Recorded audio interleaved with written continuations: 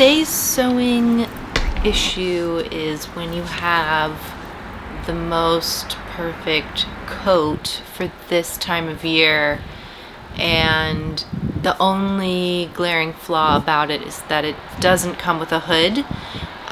Nor do I really want it to have a hood because the style is great how it is, and I don't like the thought of it also having a hood. So how do I fix that? I'm going to make really cute, detachable, interchangeable hoods, scarves, head scarves, hoods that will protect from the elements, provide warmth, and look good. Those are the 3 goals. I've been wanting to make one of these for quite some time. I have saved a bajillion photos on Pinterest in all kinds of patterns and shapes and stuff. So there are 2 designs in particular that stand out to me in all of the ones that I've been saving, and one of them is by this brand, and I hope that I am saying it correctly, but it's called Ruslan Baginski, possibly, and it is very chic, very I love how it comes down in the back there. I think that's really smart. I'm excited for that one as a more fashionable option.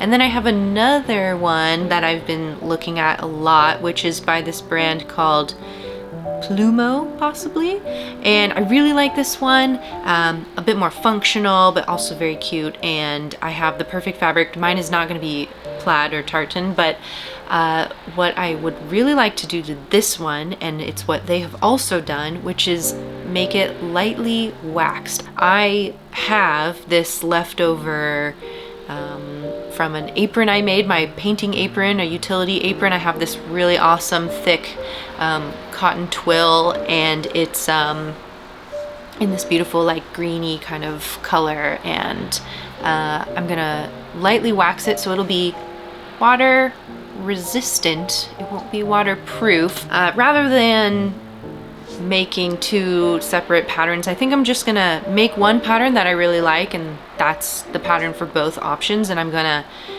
take elements from both concepts that I think work best, and then apply the separate fabrics and the wax to just the one of them. So let's get started.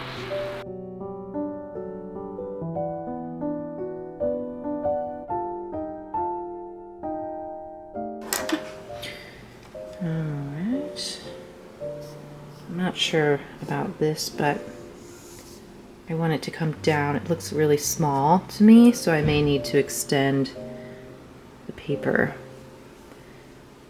We need to extend it lower.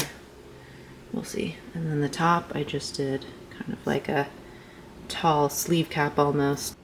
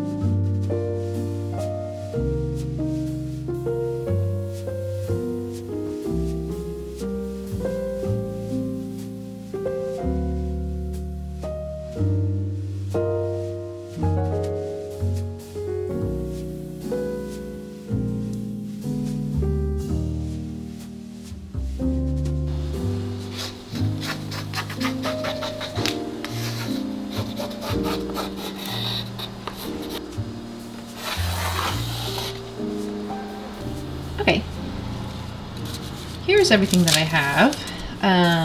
This was one piece down here, but there's no way that this whole thing is going to fit on the scraps that I have, so I might as well just go ahead and make a piecing where I feel thought it would be a good place, and this thing may still not fit, but that's okay. And then this is the tie, and then this is like a little pizza wedge that rather than doing that long strip all the way down, I had darts, and then I went ahead and just turned it into its own piece again because I'm working with small scraps, so that could be helpful, and I'm gonna give it a go.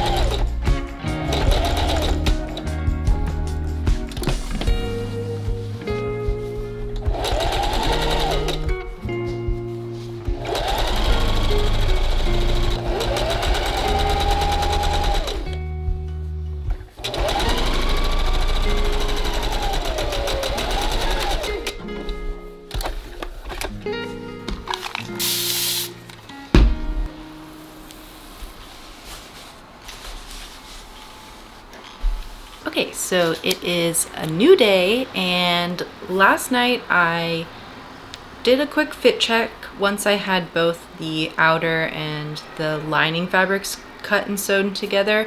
And I realized everything was fine, but it was just way too big on the top. So I pinched out the excess, I sewed that down, and I cut away the fabric to a regular seam allowance, and then I transferred that to the lining as well. So from there I thought the fit was pretty good, and I went ahead and cut out the other two fabrics.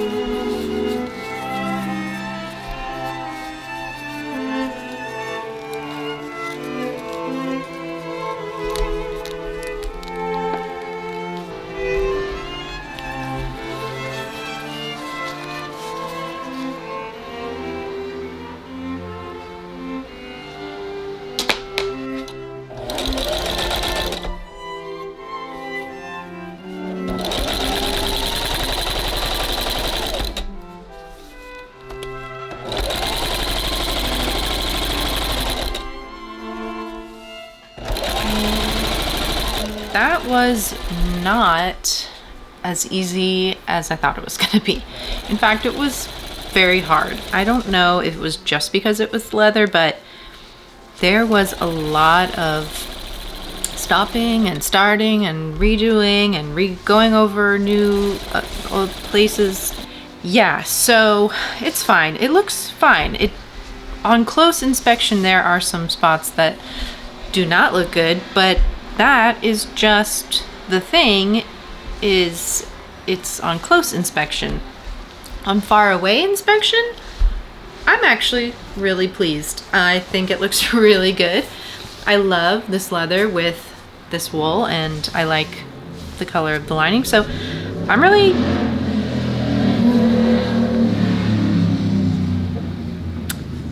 really happy.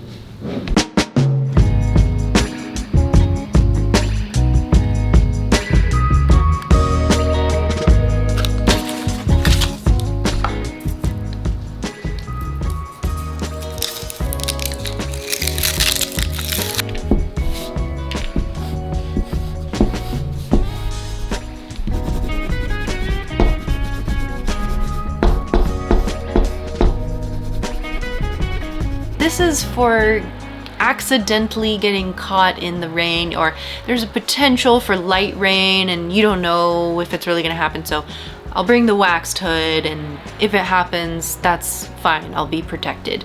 And if it's real weather, I'm gonna wear the more appropriate jacket that has a hood on it, right? So this isn't for waterproofing anyway.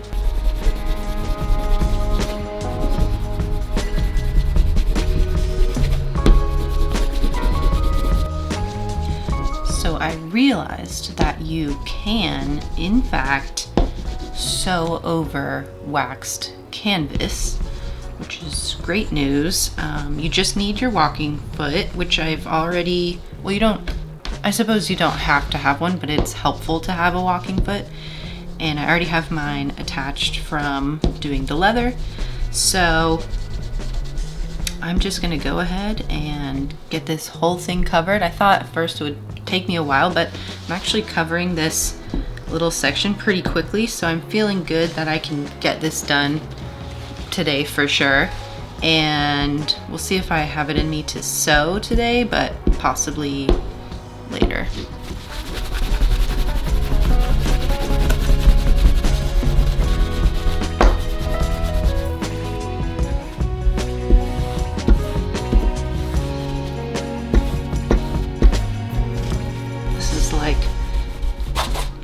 Whisking egg whites into meringues by hand, basically, instead of using the KitchenAid. Okay, that really wasn't very long.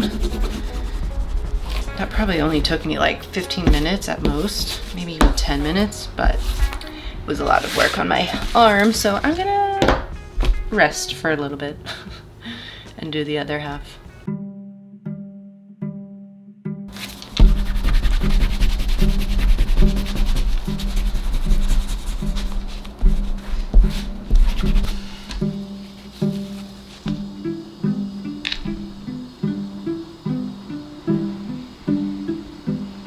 I was seeing in my research that you can go over the whole thing with a hair dryer on a high setting or a heat gun on a low setting, and it can kind of spread the wax out, make it more even, and also get it to soak in a bit better. And I don't really feel like this did anything, so I'm not sure if it's really something that you need to do with the bar. Maybe it's just the hot wax that needs that.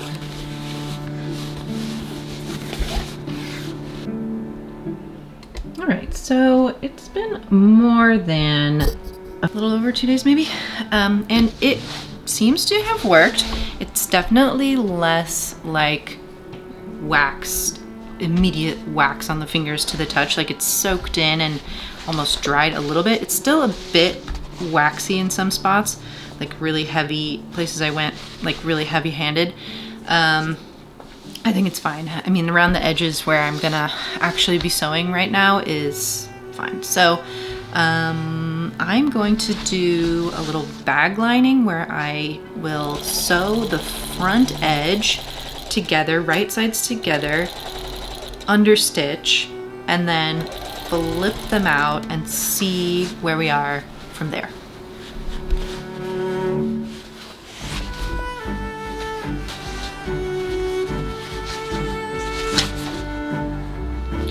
I think in retrospect, I should have just fully assembled this and then left the back part of it open and done the wax after ironing this seam. I just didn't know if the wax was going to go through the underneath and then stain the lining itself before it cured, so I wanted to give it a chance, but I realize now that I could have been okay to do that, and then I wouldn't have this like kind of puffy seam. So I may try to top stitch this just so that it can lay flat, but that wouldn't be my preference, to be honest.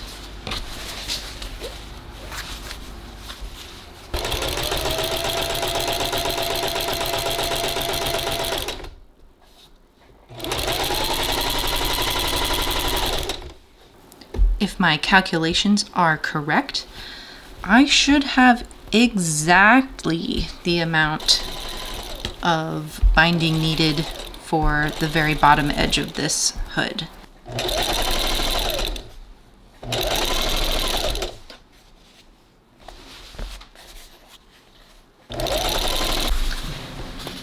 There's a bit of excess on the underlayer. One, because it is the underlayer of a curved shape, but also because there was a little more of a hangover of the main fabric since I understitched this seam allowance. So I'm just going to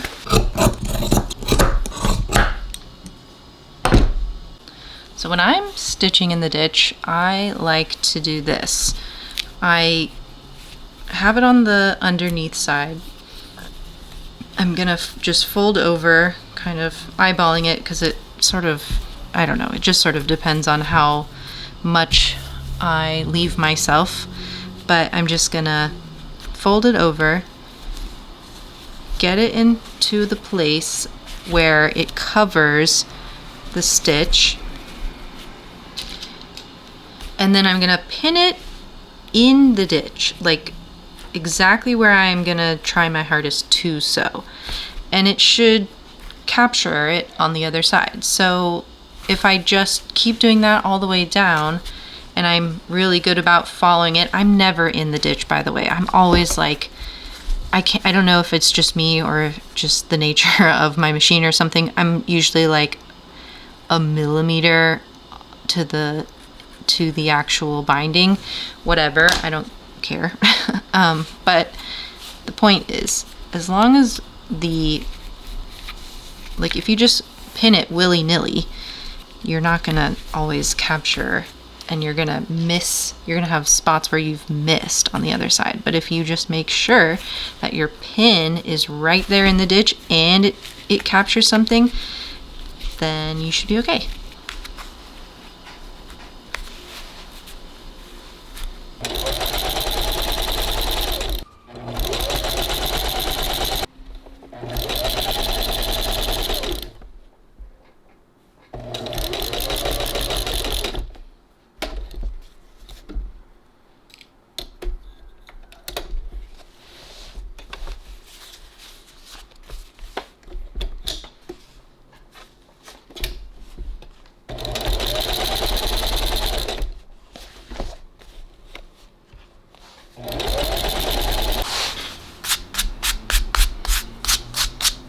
Doing some last minute brushing to see if I can get the excess buildup of wax.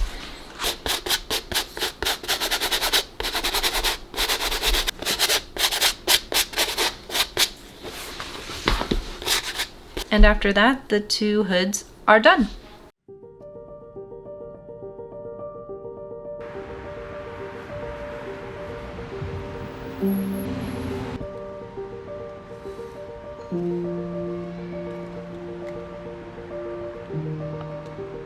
I don't looks like. It's cute. Look at